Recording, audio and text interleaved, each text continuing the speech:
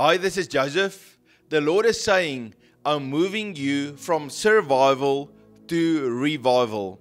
And I was praying about this, and the Lord said to me that we need to mix in the Holy Spirit with everything we do. Now, when you think about the Bible, the scriptures, if you take this word and you just read it from an academic point of view, you're not going to see any change. But when you receive the word and you receive the Spirit, then it brings transformation in your life. The Lord says in a word, not by might, not by power, but by my Spirit. So think about technology. A lot of people like to sit and they flip on their phones looking at different videos.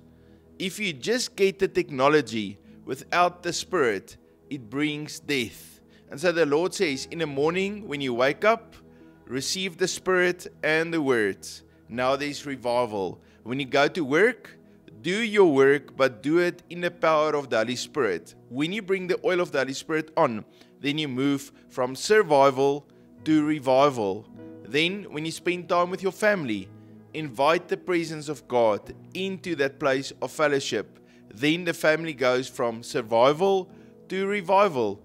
In the thoughts that you think, the words that you speak with your mouth, receive the Spirit. Let the Holy Spirit speak through you so that you can go from survival to revival. The Lord is saying to us, I'm releasing revival to you, but you need to do it with the power of the Holy Spirit. Even when Jesus was sending out his disciples, he said to them, I first want you to wait in Jerusalem so that you can receive the power of the Holy Spirit. Then you can go out and be witnesses. So it was from survival, they were hiding, they were not sure what's going to happen, to revival. God moved in a mighty way through them, thousands of people getting saved and healed, powerful miracles, signs and wonders. The Lord says this season is a revival of spiritually dead people. Right? Now think about people in your life that you really, really love. It's people that are close to you, but they're not serving the Lord. They are spiritually dead and they need to be revived. Now, they are not revived just by us loving them. We need to also release the power of the Holy Spirit through our lives. We need to declare God's word over them so they can come from death into life. Think about Lazarus in the Bible. Jesus was good friends with Lazarus. He loved Lazarus. He also loved Lazarus' sister, Mary and Martha. He loved all of them. But that didn't mean that Lazarus lived when he died. No, Jesus had to come there. He groaned in his spirit and he declared with authority, Lazarus, come forth. And then life came into Lazarus. Then a dead person were revived.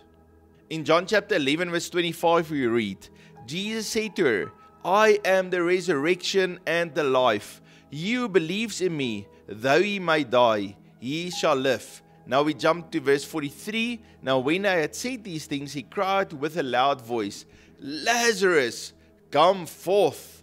And he who had died came out, bound hand and foot with grave clothes, and his face was wrapped with cloth. And Jesus said to them, loose him and let him go.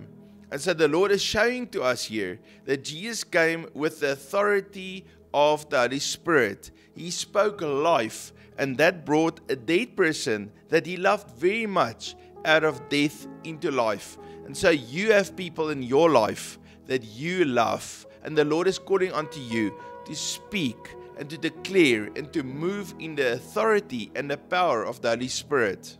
When we look at the church globally, it looks like a graveyard with bones. There's just dead bones. There's no power. How often do you hear about people in a church coming out saying, wow, there was great signs and miracles and wonders, and the preacher spoke and the dead became alive and people stood up from their wheelchairs. It was just amazing. We don't often see that. But that is the life that God is calling us to walk in. And so the Lord is calling on us as a prophetic company to speak life over the dead bones. Let's not criticize our leaders and our spiritual leaders and our churches, but let's rise up with faith. Let's see the vision in the Spirit and start to speaking life. Us as individuals and also us as churches can't live in survival mode, just barely living. We have to shift over into revival mode. I know that the Lord will remove the doubt in you, and He'll put a new faith on the inside of you that these bones can live. See what happened to Ezekiel, chapter 37 verse 3. And he said to me, Son of man, can these bones live? And so that's the question that God is asking us. Can these bones live? When you look at your own life, when you look at your finances, your relationships, your work, the call that God has for you, can those dry bones become alive? Ezekiel replied, so I answered, O Lord God, you know. Again he said to me, prophesy to these bones and say to them, O dry bones, hear the word of the Lord. Thus says the Lord God to these bones, surely I will cause breath to enter into you, and you shall live. Right? Think about that, the breath of God. That's exactly what happened when the Lord formed the man from the dust of the earth. His very first action was to release the breath of life into the man. Even when you are sitting there today, just receive that breath. Lord, we receive the breath of God today. Lord, we declare, Lord, that we will live.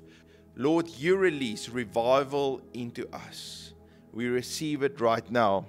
Verse 6, I will put sinew on you and bring flesh upon you, cover you with skin and put breath in you, and you shall live. Then you shall know that I am the Lord. And so, Lord, you are alive. You are God. And Lord, you'll take the dead bones in our lives and you'll put sinew on it. Lord, you'll put your breath of life into it, and it will rise up into a mighty man walking in revival instead of survival. When the Lord spoke to me about survival to revival and gave this word about the revival that He's sending, the Lord said to me, it will be a revival from coast to coast. It will start every time from the west coast, and it will move from the west side eastward until it reached the east coast. It will start in America on the west coast. It will move across America to the east coast. It will start in Australia on the west coast, and it will move across Australia to the east coast. It will start on the western side of Europe, and then it will move from that western side all the way throughout into Russia, into China, to the east coast.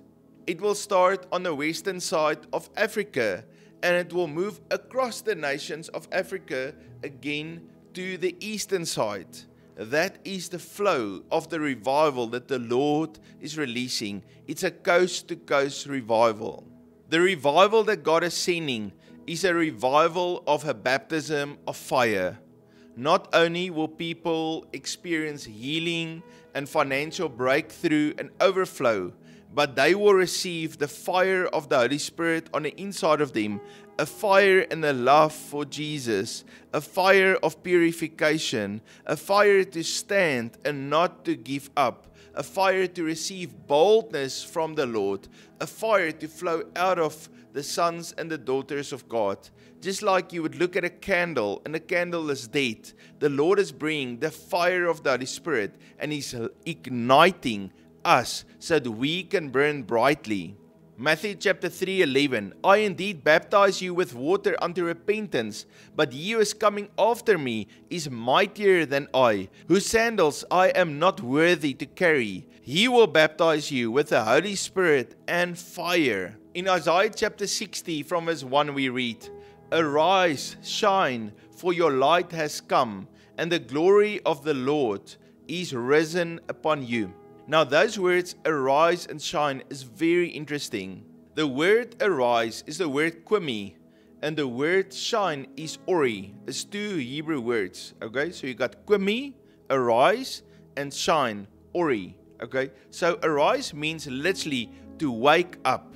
It's like when you were asleep, you don't know where you are, you're just completely asleep, and then suddenly your brain awakes and you realize, I'm in my bed, And either you get up, you open up your eyes and you get out of bed, or you start to focus on what God is speaking to you, and He releases visions and dreams and revelation to you. But it's your brain, your mind, going from an unconscious state into a conscious state. It's your physical body going from lying down to rising up. It's to wake up. Okay, that's Kwimi. And then Ori, to be radiant, to be set on fire. And so that shine is to receive that oil of the Holy Spirit and then to shine. It's like a candle or a torch that burns brightly so that all can see the light, all can receive revelation. When we look on the news and we see some people speak, you can see there's a lot of confusion. Nothing that they say is logic. That means there's no light, there's no revelation.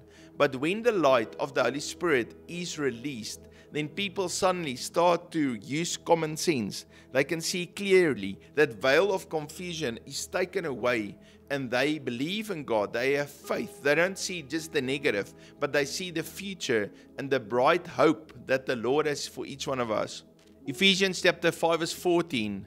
Therefore he says, awake you who sleep, arise from the dead, and Christ will give you light.